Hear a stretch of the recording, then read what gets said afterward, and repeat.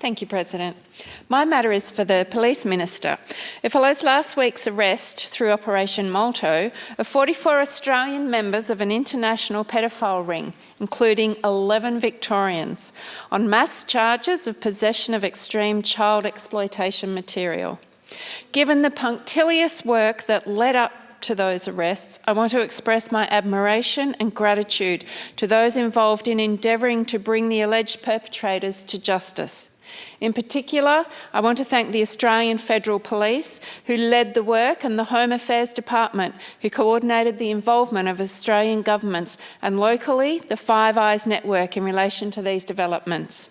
I would also like to acknowledge the efforts of Australian Centre to Counter Child Exploitation, who have been undertaking incredible work in this space recently, and who, as it happens, opened their new headquarters in Brisbane last week with the incomparable Bruce and Denise Morecambe.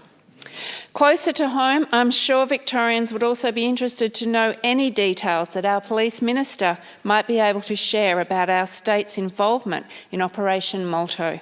More directly, the action I seek from her is an indication of how police and other law enforcement resourcing in Victoria has been strengthened during 2020, specifically to deal with the rapidly escalating spread of child abuse material.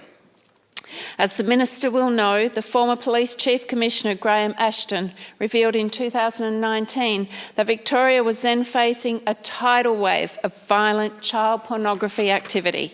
Sadly, it is now only getting worse, including through an astonishing explosion in such activity during the COVID lockdown months. Minister Dutton spoke last week, for instance, of a 163% increase in dark web child abuse material in April to June this year. These types of trends have worried many of us for a considerable amount of time, and it's why I also specifically raised a recent adjournment matter on child exploitation for another minister in February. In that matter, I asked the work the Victorian Government is undertaking to proactively target child pornography of offenders. Unfortunately, after more than 8 months, there has still been no response. Those issues and the ones I have raised this evening are all extremely serious and increasingly urgent, and I therefore hope the Police Minister considers it appropriate to give this adjournment matter a timely reply.